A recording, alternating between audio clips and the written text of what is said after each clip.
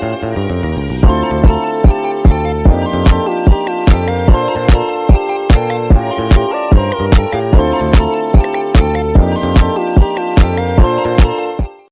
warahmatullahi wabarakatuh. Waalaikumsalam warahmatullahi wabarakatuh. Perkenalkan, saya Atin Rahmatulisa. Di sini saya ingin menyajikan hasil proposal penelitian kualitatif yang telah saya buat, yang berjudul Strategi Guru dalam Membentuk Sikap Digital Citizenship Peserta Didik pada Mata Pelajaran Pendidikan Pancasila di SMA Negeri 1 Indralaya Utara. Di mana latar belakangnya ini berawal dari hasil dari survei yang dilakukan oleh APJI tahun 2019 yang menyatakan bahwa jumlah pengguna internet di Indonesia mengalami kenaikan sebesar 10,12%.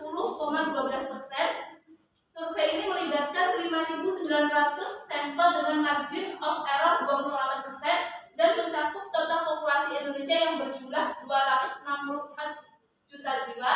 Dari jumlah tersebut 171,17 juta jiwa atau sekitar 64,8% sudah terhubung ke internet. Angka ini meningkat dibandingkan tahun 2019 yang hanya sebesar 54,86%. Survei ini juga mengungkapkan bahwa kelompok usia 15-19 tahun merupakan pengguna internet terbanyak di Indonesia dengan presentase mencapai sekitar 91% dari keseluruhan penggunaan internet. Ini bisa disimpulkan bahwasanya pengguna internet terbanyak yaitu di kalangan peserta didik atau remaja. Yang kedua yaitu dari hasil penelitian Putri dan Setiawati tahun 2021 yang mana menyatakan bahwa kemudahan yang ditawarkan oleh teknologi ternyata seringkali disalahgunakan untuk hal-hal yang tidak semestinya. Salah satunya adalah penyebaran informasi yang mudah diakses melalui internet, seringkali berisi ujaran kebencian, berita palsu, dan fitnah di media sosial. Fenomena ini beredarnya hoaks dan saling menghujat menunjukkan bahwa banyak pengguna, terutama pelajar, belum menggunakan teknologi dengan bijak. Penyalahgunaan teknologi ini juga melibatkan peserta didik yang seharusnya menjadi pengguna yang cerdas dan bertanggung jawab di dunia maya. Adapun penelitian terdahulunya yaitu yang pertama penelitian yang dilakukan oleh Putri dan Setiawati tahun 2021 yang berjudul Implementasi Pendidikan Digital Citizenship dalam Membentuk Good Digital Citizen pada siswa SMA Lab School UNESA. Yang kedua penelitian oleh Noviani tahun 2022 yang berjudul Pengaruh Pemanfaatan Media Pembelajaran Daring dalam Memperkuat Sikap Digital Citizenship Peserta Didik pada Mata Pelajaran PPKN di SMA Negeri 16 Bandar Lampung. Yang ketiga penelitian oleh Sakidah 2023 yang berjudul Literasi Media Digital dalam Pembelajaran PPKN untuk membentuk digital citizenship peserta didik. Studi kasus di SMK Negeri 1 Tular Kabupaten Siak Provinsi Riau. Adapun persamaan dari penelitian terdahulu dan penelitian yang saya akan lakukan, yang pertama untuk penelitian oleh Noviani dari segi persamaan ini sama-sama akan memperkuat terkait sikap digital citizenship dari ketiganya. Untuk perbedaan, untuk penelitian Noviani ini sendiri dia lebih ke kuantitatif, sedangkan penelitian yang akan saya lakukan dia berfokus pada penelitian kualitatif. Adapun studi pendahuluan yang telah peneliti lakukan pada tanggal 7 November 2024, di mana peneliti telah melakukan observasi dan wawancara langsung kepada guru pendidikan Pancasila, di mana hasil yang didapat menunjukkan bahwasannya di sekolah tersebut telah ada izin untuk penggunaan handphone sebagai alat dalam proses pembelajaran. Nah, gurunya juga mengatakan bahwasannya gurunya sering menggunakan media sosial seperti TikTok dalam proses pembelajarannya, karena hal itu bisa meningkatkan motivasi belajar peserta didik sendiri. Adapun rumusan masalahnya yaitu bagaimana strategi guru dalam membentuk sikap digital citizenship peserta didik pada mata pelajaran pendidikan Pancasila di SMA Negeri 1 Indralaya Utara. Dan tujuan penelitiannya yaitu untuk mengetahui strategi guru dalam membentuk sikap digital citizenship peserta didik pada mata pelajaran pendidikan Pancasila di SMA Negeri 1 Indralaya Utara. Sedangkan manfaat penelitian, di mana secara teoritis penelitian ini diharapkan dapat memberikan wawasan dan pemahaman keilmuan dalam bidang pendidikan, khususnya terkait strategi guru dalam membentuk sikap digital sensitif peserta didik pada mata pelajaran pendidikan Pancasila. Adapun manfaat secara praktis, yang pertama bagi guru, penelitian ini diharapkan bisa menjadi panduan dan rujukan bagi guru dalam mengembangkan strategi pembelajaran yang efektif untuk membentuk sikap digital sensitif peserta didik. Yang kedua yaitu bagi peserta didik sendiri. Penelitian ini diharapkan dapat membantu peserta didik dalam memahami dan mengimplementasikan sikap digital sensitif sebagai warga negara digital yang bertanggung jawab melalui strategi yang diterapkan oleh guru, dan peserta didik dapat lebih memahami pentingnya etika dalam dunia digital. Yang terakhir yaitu bagi peneliti. Penelitian ini diharapkan dapat memberikan pengalaman bagi peneliti dalam memahami dan menganalisis strategi guru dalam membentuk digital sensitif khususnya pada mata pelajaran pendidikan Pancasila.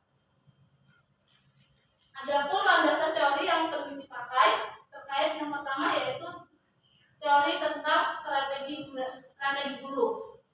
Nah, di strategi guru kali ini saya memilih indikator terkait dengan strategi pembelajaran, yaitu menurut Hayaturaye dan Harapap tahun 2022 yang menyatakan bahwasanya indikator dalam pemilihan strategi pembelajaran yaitu ada 1. Tujuan pembelajaran, 2. Bahan atau materi pembelajaran, 3. Karakteristik peserta didik, dan yang keempat lingkungan belajar dan sarana prasarana.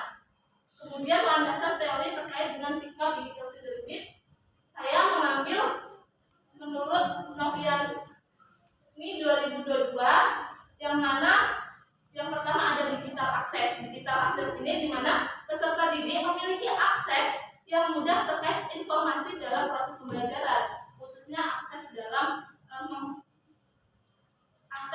mencari informasi terkait materi pembelajaran di internet. Yang kedua yaitu digital komunikasi, di mana peserta didik dapat dengan mudah berkomunikasi melalui media digital bersama guru ataupun teman sebayanya. Yang terakhir yaitu terkait digital EQ. Digital EQ ini berkaitan dengan di mana kita beretika, cara kita beretika atau dengan etis kita bertanggung jawab dalam menggunakan media digital itu sendiri. Adapun kerangka berpikir yang telah saya buat, yang pertama ada permasalahan di mana kemajuan teknologi seringkali disalahgunakan. Kemudian strategi guru pendidikan Pancasila, yang mana di sini ada teori yang bakal dipakai, ada tujuan pembelajaran, bahan atau materi pembelajaran, karakteristik peserta didik, lingkungan belajar dan sarana prasarana. Kemudian melalui strategi yang diterapkan guru ini dapat membentuk sikap digital sensitif peserta didik, yang mana teori yang dipakai yaitu ada digital akses, digital komunikasi, digital EQ. Strategi guru dalam membentuk sikap digital sensitif peserta didik pada mata pelajaran pendidikan Pancasila di SMA Negeri 1 Indrayana. Adapun alur penelitiannya, yang tahap awal di mana peneliti melakukan studi pendahuluan, kemudian peneliti mencari berbagai referensi, dan peneliti menggunakan teknik pengumpulan data, observasi, wawancara, dan dokumentasi. Kemudian tahap pelaksanaan, peneliti melakukan observasi langsung untuk melihat penerapan strategi guru dalam proses pembelajaran. Yang kedua, peneliti melakukan wawancara terhadap informan utama, khususnya guru pendidikan Pancasila. Yang ketiga, peneliti melakukan wawancara terhadap member check. Kemudian peneliti melakukan dokumentasi dan mengumpulkan data sekunder dan primer. Yang tahap terakhir yaitu ada peneliti melakukan analisis data seperti reduksi data, penyajian data, dan penarikan kesimpulan. Peneliti melakukan keabsahan data, melakukan uji keabsahan data yaitu uji credibility, transferability, dependability, dan confirmability. Kemudian peneliti menyusun hasil dari pembahasan dan kesimpulan. Metode penelitian yang dipakai, peneliti menggunakan pendekatan kualitatif dengan metode studi kasus dan jenisnya yaitu jenis deskriptif. Variabel penelitian, peneliti menggunakan variabel tunggal di mana variabelnya adalah strategi guru dalam membentuk sikap digital citizenship peserta didik pada mata pelajaran pendidikan Pancasila di SMA Negeri 1 Indrayana. Subjek penelitian di mana ada aktornya di sini guru mata pelajaran pendidikan Pancasila sebagai informan utama, ada 2 orang. dan 3 peserta didik kelas 10 dan 3 peserta didik kelas 11 sebagai member check. Tempatnya di SMA Negeri 1 Indralaya Utara. Aktivitas segala sesuatu yang berhubungan dengan strategi yang digunakan guru dalam membentuk sikap digital citizenship peserta didik. Adapun teknik pengumpulan data, yang pertama observasi. Observasi ini dilakukan dengan observasi langsung dengan mengamati bagaimana cara guru mengajar, metode yang digunakan, model pembelajarannya, dan lain sebagainya. Kemudian wawancara. Wawancara digunakan sebagai metode pengumpulan data ketika peneliti ingin memperoleh informasi mendalam terkait strategi yang ingin guru gunakan ketika membentuk sikap digital citizenship peserta didik. Yang terakhir yaitu dokumentasi. Dokumentasi ini berupa pengumpulan seperti modul ajar, bahan ajar, hasil belajar peserta didik, video pembelajaran di kelas, ataupun dokumentasi lainnya yang menunjang penelitian. Teknik analisis data yaitu yang pertama ada reduksi data. Peneliti melakukan reduksi data dengan memilih informasi yang dianggap penting dan mengabaikan yang tidak penting atau yang tidak relevan. Yang kemudian penyajian data, di mana peneliti menyajikan bentuk data dalam berupa deskriptif. Yang terakhir penarikan kesimpulan, memberikan gambaran terkait apa yang sebelumnya belum jelas menjadi lebih jelas. Kemudian ada uji keabsahan data, ada uji kredibilitas untuk menguji kebenaran data penelitian yang telah didapat, ada uji transferabilitas yaitu menyusun laporan secara rinci, jelas, sistematis, dan dapat dipercaya. Yang terakhir uji dependabilitas yaitu meninjau kembali hasil dari penelitian, apakah data yang diperoleh sudah dianggap benar atau sudah mencakup keseluruhan atau masih ada yang kurang.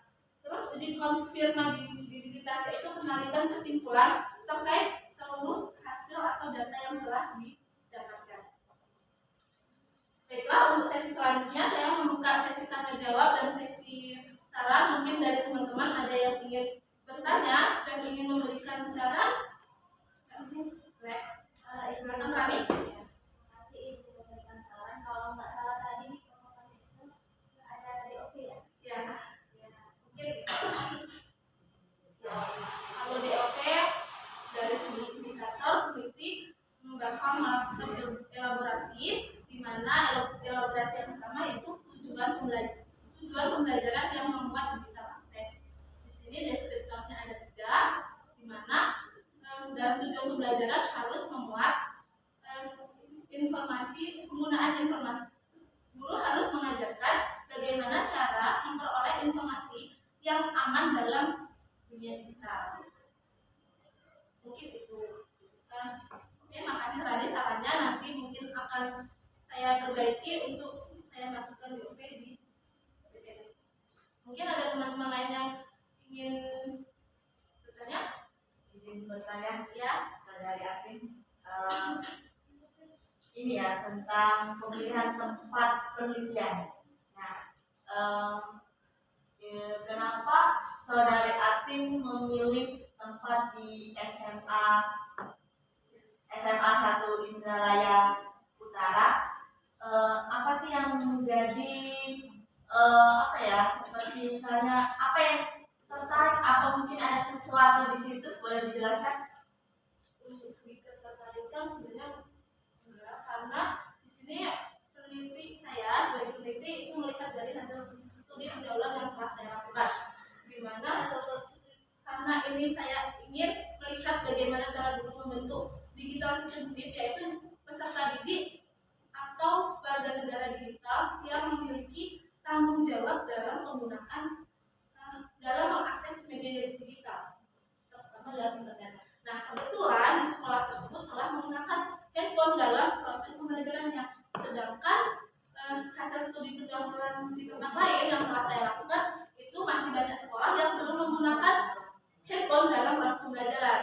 Dan gurunya juga mengatakan bahwasannya mereka sering menggunakan media sosial, khususnya TikTok, untuk proses pembelajaran. Nah, seperti yang diketahui bahwasannya kalau kita pakai TikTok itu kan sering nih FYP, dan itu tuh langsung jadi bumerang, apalagi kalau kita melakukan kesalahan, bahkan kita berucap salah sedikit pun itu bisa menjadi suatu permasalahan. Makanya di sini saya ingin melakukan penelitian terkait bagaimana cara guru membentuk digital citizenship di SMA itu, karena ya seperti yang diketahui SMA itu sudah menggunakan handphone, tentunya mereka lebih sering mengakses internet apalagi media sosial.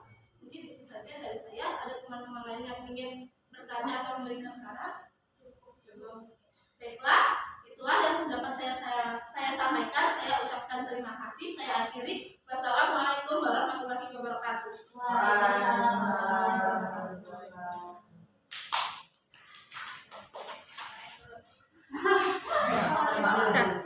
Kesimpan kan?